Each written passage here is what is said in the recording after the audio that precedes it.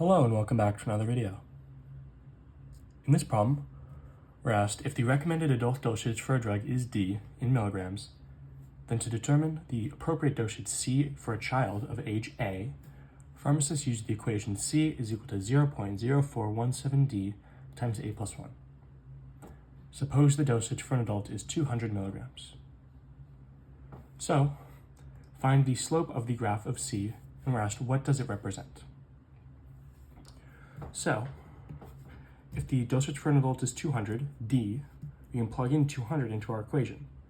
So we have D is equal to 0.0417 times 200 times A plus 1. C is therefore equal to, multiplying this by 100 moves the decimal point 2 over, 4.17 times 2 times A plus 1. C is therefore equal to 8.34 times A plus 1. C is equal to 8.34, A plus 8.34, right? Distributing the 8.34. What is the slope of this graph? Well, we have it in slope-intercept form. The slope is 8.34, and this represents the rate of change of one variable over the other, of C over A, right? The dependent variable over the independent variable.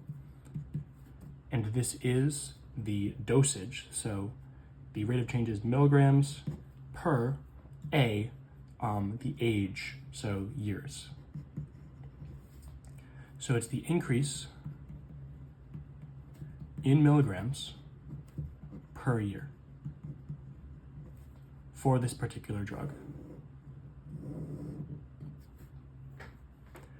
B, we're asked what is the dosage of a newborn. Well, we have our equation simplified right here, and we know the age of a newborn is 0 years old.